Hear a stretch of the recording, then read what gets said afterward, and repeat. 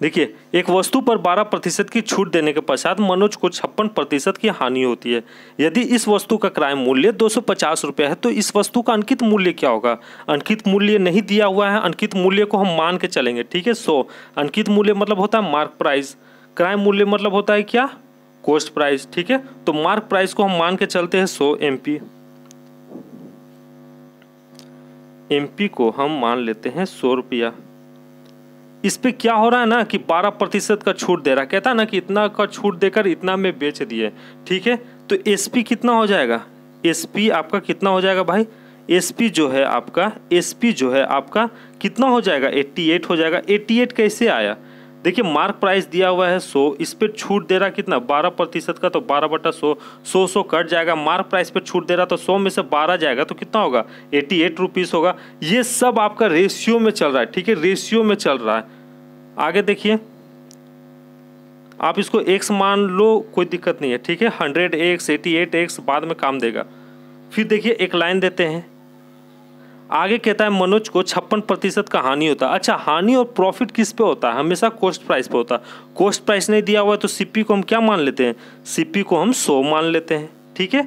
इतना का कह रहा है ना कि 56% का हानि हुआ। देखिए, कॉस्ट प्राइस 100 रुपया है, यानी बेचा, ठीक है, बेचा इतना का हानि हुआ, बेचा तो इतना का हानि हुआ, यानी कॉस्ट प्राइस जो है आपका SP से रिलेटेड है, ठीक है, सेलिंग प्राइस से रिलेटेड है। तो कितना में बेचा गया होगा? SP कितना? ये सबसे इजी ट्रिक्स है, ठीक है। इस टाइप का एक भी क्वेश्चन नहीं छूटेगा, ठीक है, इस टाइप का एक भी क्वेश्चन नहीं छूटेगा ऐसे बनाने में। तो SP यानी कितना में बेचा होगा? 44 रुपीज़ में बेचा होगा, ठीक है, कोई दिक्कत नहीं है। 44 कैसे आया? कॉस्ट प्राइस पे हानि हो रहा था तो 100 इंटू 56 बटा क्या हो जाएगा? 100 होगा, 100 कट जाएगा, यानी 100 में से 56 जाएगा तो क्या होगा? 44 होगा। अब इसको देखिए थोड़ा छोटा कर दे रहे हैं, ठीक ना, तो करते हैं ना, 4 का 4, 4 दूनी 8, 4 पचे 20, 4 दूनी 8, 4 दूनी 8, ठीक है, और इधर 4 दूनी 8, 4 पचे 20, 4 एकम 4, 4 एकम 4, कोई दिक्कत नहीं है। यहाँ देखिए 2 SP नज़र आ रहा है, तो SP को आप क्या करिए? बीच में लिख दीजिए SP यहाँ पे, ठीक है। मार्क प्राइस को आप लेफ्ट साइड में लिख दीजिए MP, और कॉस्ट प्राइस को आप राइट साइड में लिख दीजिए, ठीक है, कोई दिक्कत नहीं है। देखिए, मार्क प्राइस कितना दिया है? वैल्यू रेशियो में 25x है, और सेलिंग प्राइस में कितना दिया है? 22 दिया हुआ है, ठीक है। एक और सेलिंग प्राइस में कितना दिया है? 11 दिया है। कॉस्ट प्राइस कितना दिया है? 25 दिया है, ठीक है। इसको थोड़ा हम इधर कर दे रहे यार, अरे यार ये तू यहाँ पे।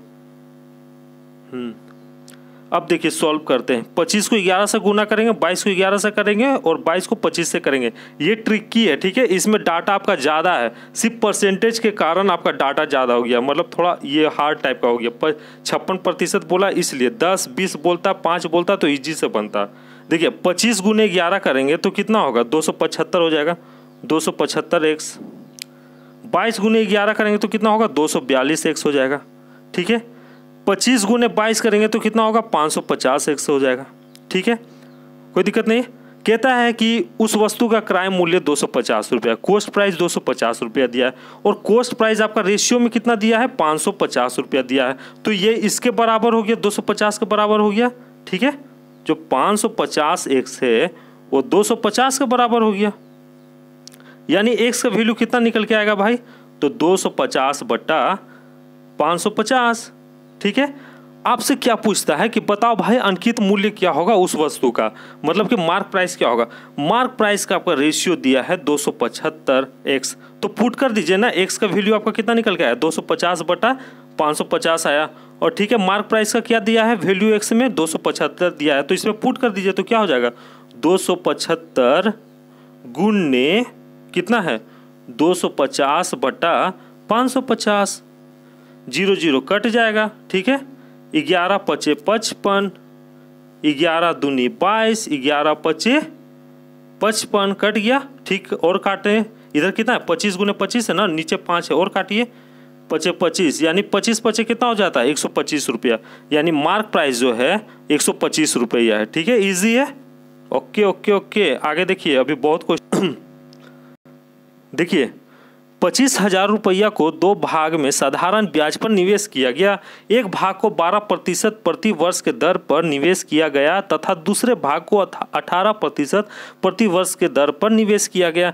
यदि 3 वर्ष का कुल ब्याज ठीक है, 2 भाग है, उसका कुल ब्याज कितना है 11,700 रुपया है, तो 2 भागों का मान क्या होगा बनाते हैं। मान लीजिए 2 भाग में बांटना है ना, तो एक भाग बांट लेते कितना, x मान लेते, ठीक है। x बोल रहा है ना 25,000 रुपया को 2 भाग में साधारण ब्याज पर निवेश किया जाता है, ठीक है।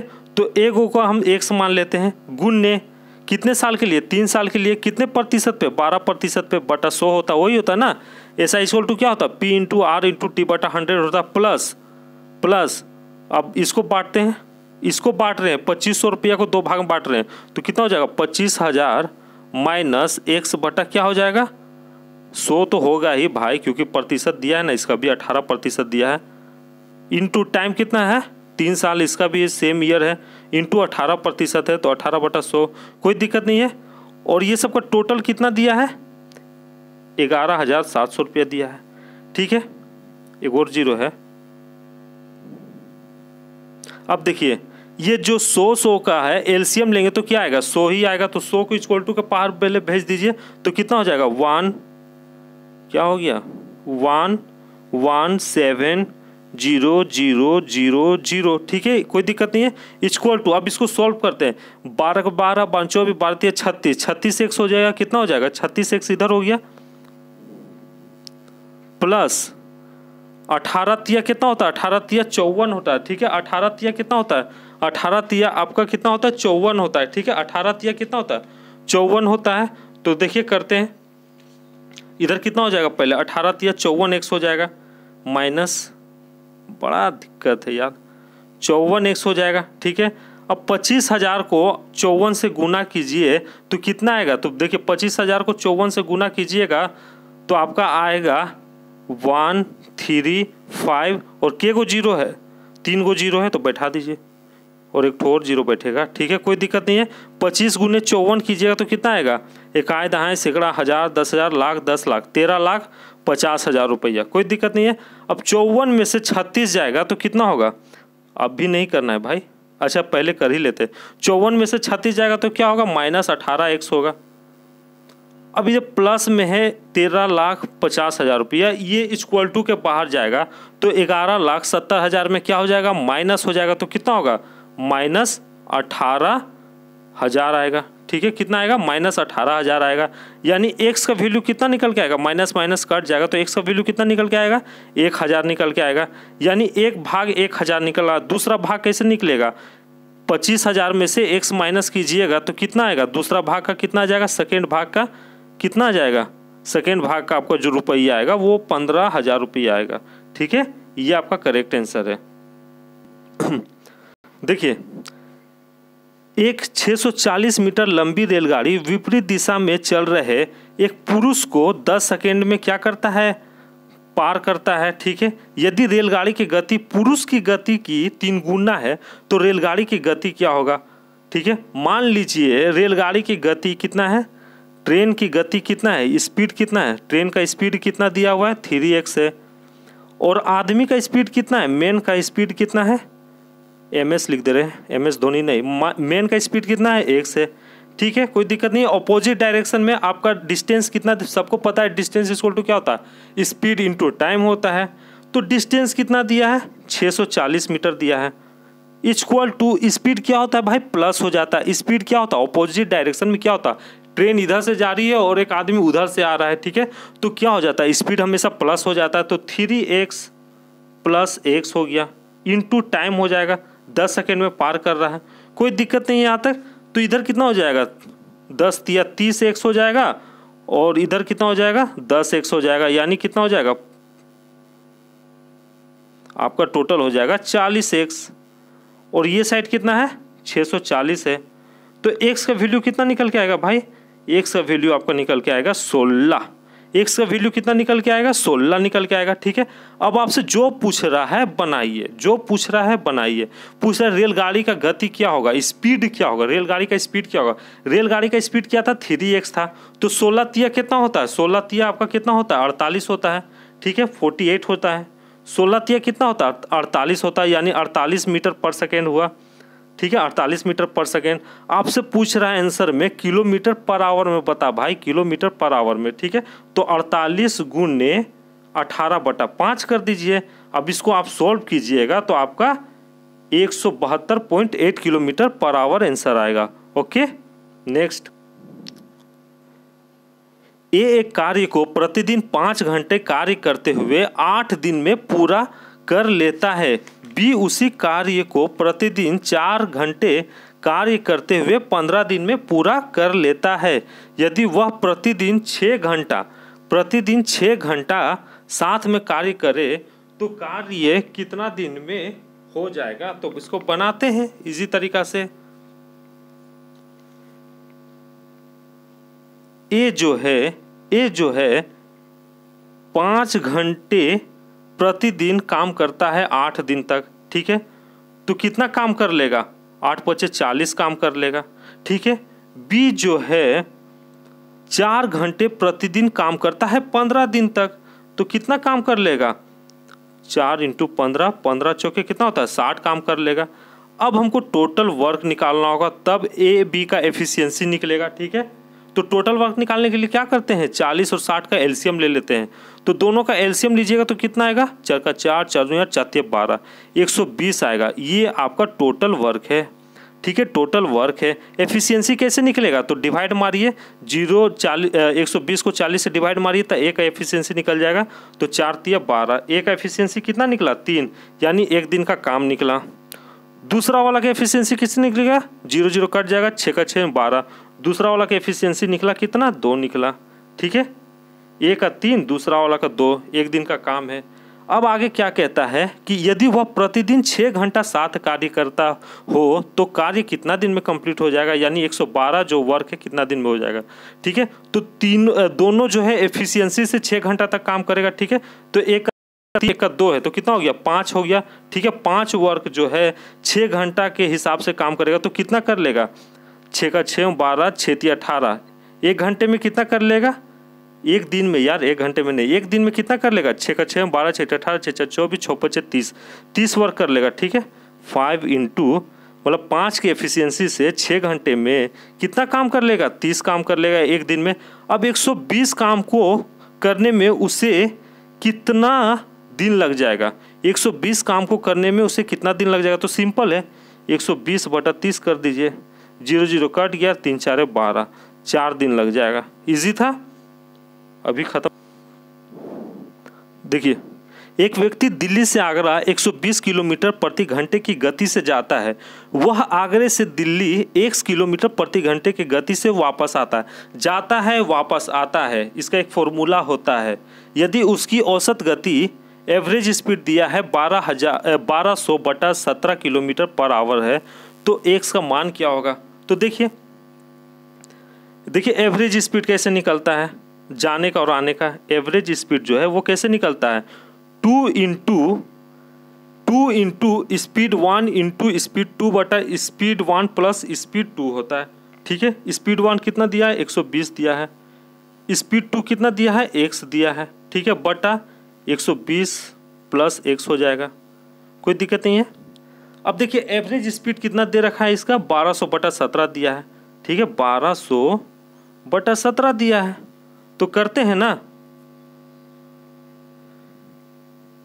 ये यहाँ पे है भाई, ये यहाँ पे है। अब देखिए 1200 = 2 × कितना है 1200 ना, 1200 = 2 × 120 है, ये इक्वल टू के बाहर है तो कटेगा, आराम से कट जाएगा। एगो 0 उठाइए, एगो 0 काटिए, 12 12 कट जाएगा, यानी कितना हो जाएगा 2x हो जाएगा। तो उधर जाएगा 17 तो क्या हो जाएगा इक्वल टू के बाद जाएगा तो 17 दूनी 34 हो जाएगा। क्रॉस मल्टीपल कर दीजिए, कोई दिक्कत नहीं है, 34x हो जाएगा। ठीक है और इधर कितना हो जाएगा 120 प्लस, यार सही तो कर रहे ना, एक सेकंड 17 के 17, 17 दूनी 34, 34 x इधर हो गया और 0 0 0 सब सही था ना। एक बार फिर से हमको करना होगा, कहाँ गड़बड़ा गया, लगता है कहीं गड़बड़ा गया। ठीक है हम एक बार देख लेते हैं। एवरेज स्पीड कितना दिया था 1200/17 दिया हुआ है, ठीक है। इसका फॉर्मूला क्या होता है 2 इंटू स्पीड 1 इंटू स्पीड 2 बटा स्पीड 1 प्लस स्पीड 2 होता है, ठीक है। इक्वल टू के बाहर है तो काटते, एगो जीरो कटा एगो जीरो कटा, ठीक है। 12 कट गया, ठीक है। 2 पचे 10, हाँ भूल गए थे, कोई दिक्कत नहीं है, अब हो जाएगा, ठीक है। इधर जाएगा तो क्या हो जाएगा 17 दूनी नहीं दूनी क्या 2 तो काट दिया 5 आ गया ना उधर, तो इधर हो जाएगा 17x equal to 120 plus x है वो इक्वल टू के बाहर जाएगा तो 5 से गुना हो जाएगा तो क्या हो जाएगा 5x प्लस 12 पचे कितना होता है 60 होता है यानी 600 हो जाएगा, ठीक है। 12 पचे कितना होता है 60 यानी 600 हो जाएगा। अब 17 में से 5 जाएगा तो कितना होगा 17 में से 5 जाएगा कितना होगा 12x हो जाएगा इक्वल टू इधर 600 है, यानी x का वैल्यू कितना निकल के आएगा 600/12 कीजिए 12 पचे 60 यानी 50 km/h है, ठीक है। ये इजी तरीका था। देखिए 21,000 रुपया 3 वर्षों में 9,450 रुपया साधारण ब्याज देता है, ठीक है। प्रति वर्ष ब्याज की दर क्या है, साफ पता चल रहा है यार, ये साधारण ब्याज आपका 9,450 दिया है, प्रिंसिपल इतना दिया है, ठीक है। दर नहीं दिया है, इंटरेस्ट पूछ रहा है, टाइम दिया, तो SI इक्वल टू क्या होता है P into R into T बटा 100, इससे बड़ा शॉर्टकट तो मिलेगा नहीं सिंपल इंटरेस्ट में, ठीक है। तो SI कितना दिया है, SI आपका दिया है 9450 दिया है, इक्वल टू प्रिंसिपल कितना दिया है 21,000 दिया है, इंटू टाइम कितना दिया है 3 साल दिया है, ठीक है। और रेट कितना दिया है नहीं दिया है, ठीक है, R लिख देते हैं बटा 100। अब ये 100 इक्वल टू के बाहर भेज दीजिए तो क्या होगा 9450 गुने 100 बट्टा नीचे क्या हो जाएगा 21,000 गुने 3, तो रेट इक्वल टू क्या आ जाएगा, सोल्व कीजिए ना सब आ जाएगा। 3 को 0 काट दिए, ठीक है, और 7 से काटते हैं पहले, 7 या 21, 7 एकम 7, 7 या 21, 7 पचे 35, 135 हो गया, 3 3 या 9 हो गया, ठीक है। तो 135 को 9 से डिवाइड मारेंगे तो आपका 15% करेक्ट आंसर है, ठीक है, कोई दिक्कत नहीं था। आगे देखिए देखिए कहता है 3 साझेदारों X, Y एंड Z ने एक व्यापार शुरू किया। X के निवेश का 2 गुना Y के निवेश के 3 गुना के समान है। X का निवेश का 2 गुना Y के निवेश के 3 गुना समान है, यानी शेयर होता है निवेश मतलब, ठीक है। आगे कहता तथा Y का निवेश Z के निवेश का 4 गुना है। यदि वर्ष के अंत पर कुल लाभ इतना है तो Y का लाभ क्या होगा, Y का लाभ का हिस्सा क्या होगा। इस टाइप का क्वेश्चन एग्जाम में कंफ्यूज करता है। देखिए तीन पार्टनर है X Y Z है। कहता है X के निवेश का 2 गुना Y के निवेश के 3 गुना के बराबर है। X का निवेश का 2 गुना, ठीक है, यानी 2X इक्वल टू Y के निवेश का 3 गुना यानी 3Y, दोनों बराबर है, ठीक है। आगे देखिए क्या कहता है, Y का निवेश Z के निवेश का 4 गुना है। Y का निवेश Z के निवेश का 4 गुना यानी 4Z हो जाएगा, ठीक है, कोई दिक्कत नहीं है। अब देखिए दोनों का रेशियो निकालते हैं, ठीक है, कितना निवेश है, रेशियो में कितना निवेश है वो निकालते हैं। तो X का कितना हो जाएगा 3 हो जाएगा, Y का कितना हो जाएगा 2 हो जाएगा, ठीक है, और यहाँ पे Y का कितना हो जाएगा 4 हो जाएगा, और Z का कितना हो जाएगा Z का 1 हो जाएगा। सेम करते हैं जैसे पहले पिछले वाले क्वेश्चन में किए थे वैसा ही करेंगे। अरे यार ये क्या है नहीं जा रहा, टूट के इधर आ जा, ठीक है। देखिए यहाँ पे ध्यान से देखिए Y का वैल्यू 4 है, इधर Y का वैल्यू 2 है, 2 गो Y है तो Y को हम क्या कर देते हैं बीच में लिख देते हैं, कोई दिक्कत नहीं है। X को हम लेफ्ट साइड लिखते हैं और Z को हम राइट साइड में लिखते हैं। Y का वैल्यू कितना दिया है इधर 2 दिया है, X का वैल्यू कितना दिया है 3 दिया हुआ है, ठीक है। इधर देखिए Y का वैल्यू कितना है 4 है, मेरा पेन चल यार बेइज्जत मत कर, और इधर Z का वैल्यू कितना है 1 है, इसके बगल में लिखते हैं। अब गुणा करते हैं 3 को 4 से, 2 को 4 से और 2 को 1 से, 4 का 4, 4 दूनी 8 इधर हो गया रेशियो, इधर कितना हो जाएगा 4 का 1 से 4 तिया 12 होगा यार, 8 नहीं होगा, ठीक है, 4 तिया 12 होगा, 12 1 से, ठीक है, इधर 4 दूनी 8 हो जाएगा और इधर कितना हो जाएगा 2 एकम 2 हो जाएगा, ठीक है, 2 एकम 2 हो जाएगा, 12 8 2, सही है ना। Y का कितना था 2 था, इधर y का कितना है 4 है। अच्छा देखते हैं बना के क्या होता है, थोड़ा छोटा कर दे रहे, 2 एकम 2, 2 चौके 8, ठीक है, 2 चौके 12, यानी 6 4 1 आया। ये कितना, 21 का है, x का है, ये y का है, ये z का है रेशियो, ठीक है, कोई दिक्कत नहीं है। आगे कहता है यदि वर्ष के अंत पे 32,000 रुपया का लाभ होता है तो y को कितना लाभ होता है, y का लाभ का हिस्सा क्या है। तो y का वैल्यू कितना है 4 है ना, y का वैल्यू कितना है 4 है। तो करते हैं ना, जगह भी नहीं है यार, 4 × 132 बट्टा टोटल कितना है 6 4 10 अधिक 11 हो जाएगा, यानी 11 एकम 11, 11 दूनी यानी 12 11 जा 132 होता है, 2 को 0 है, ठीक है। तो 12 चौके कितना होगा, 12 का 12 12 24 32 12 चौके 48, यानी 4000 आपका कितना है 4800 रुपया करेक्ट आंसर है, ठीक है। ये इजी था, जो बोले हैं उसको आप कॉपी में उतार लीजिएगा, वैसे ही बनाइएगा। मेरे पास जगह नहीं था, खिचड़ी बन गया है, ठीक है, कोई दिक्कत नहीं है, आराम से बनेगा। नहीं बनेगा तो कमेंट। नेक्स्ट देखिए, ए बी सी मिलकर एक काम का आधा 4 दिन में पूरा कर सकता है, बी सी मिलकर एक काम का 3/10 4 दिन में पूरा कर सकता है, ए अकेला उस काम को कितना दिन में करेगा, ठीक है। देखिए ए प्लस बी प्लस सी है, किसी काम का आधा भाग 4 दिन में करता है, ठीक है, फ्रैक्शन के तरीका में बना रहे हैं, यानी 1/2 जो है किसी काम का कितना करता है 4 दिन में करता है, यानी 1/4 कर देंगे, 1/4 काम करता है, कोई दिक्कत नहीं है। प्लस बी सी जो है, क्या हो गया बी सी जो है किसी काम का 3/10 भाग 4 दिन में करता है, सेम करेंगे, 3/4 जो भाग है किसी काम का कितना दिन में कर रहा है 4 दिन में कर रहा है, यानी 1/4 करेगा। अब हम क्या करेंगे ना, दोनों का एलसीएम लेके टोटल वर्क निकालेंगे।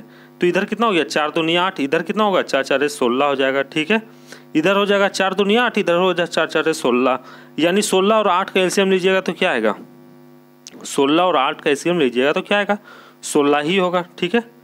4 4 16, हाँ ठीक है ठीक है ठीक है, पहले कर देते हैं यहाँ पे 1 कितना हो जाएगा 8 हो जाएगा, प्लस 3 कितना हो जाएगा 16 होगा। सॉरी यार 3/10 है, हम क्या बनाए जा रहे थे, बी सी मिलकर किसी काम का 3 भाग 4 दिन में करता है, 10 है, ठीक है, 10 है, 10 चौके 40 है यहाँ पे, ठीक है, 16 नहीं है। अब देखिए 8 और 40 का एलसीएम लेंगे तो क्या आएगा 40 ही आएगा, यानी ये आपका टोटल वर्क निकल के आया, ठीक है, ये आपका टोटल वर्क निकल के आएगा। अब यहाँ से आपका ए बी सी और बी सी का एफिशिएंसी निकलेगा, हाँ निकल जाएगा। तो कैसे निकालते हैं, देखिए 40 को 8 से डिवाइड दीजिए, 8 × 5 = 40, यानी ए बी सी का जो एफिशिएंसी आएगा वो 5 आएगा, प्लस बी सी का निकालिए, 40 से डिवाइड होगा तो 1 होगा, 3 एकम 3, यानी बी सी का जो एफिशिएंसी आएगा वो कितना आएगा 3 आएगा। आपसे क्या पूछ रहा है कि ए अकेला उस काम को कितना करेगा, ए बी सी का एफिशिएंसी 5 है, बी सी का एफिशिएंसी 3 है, तो ए का कितना निकल के आएगा, माइनस कर दीजिए ना, ए बी सी से माइनस बी सी कीजिएगा तो क्या आएगा 2 आएगा। ए का एफिशिएंसी जो आएगा वो 2 आएगा। ए सी का पूछता तो इसी तरह बनाते, बी का पूछता तो इसी तरह बनाते, एक एक करके एफिशिएंसी निकाल के, बहुत ईजी है, ठीक है। यहाँ कह रहा है कि ए अकेला उस काम को कितने दिन में कर लेगा, यानी इस काम को कितने दिन में कर लेगा 40 काम को, ठीक है। तो करते हैं ना, टोटल वर्क को ऊपर लिखते हैं, नीचे एफिशिएंसी लिखते हैं, यानी 2 दूनी 40, 20 दिन में कर लेगा, ठीक है। ये अकेला उस काम को 20 दिन में कर लेगा। Okay, thank you.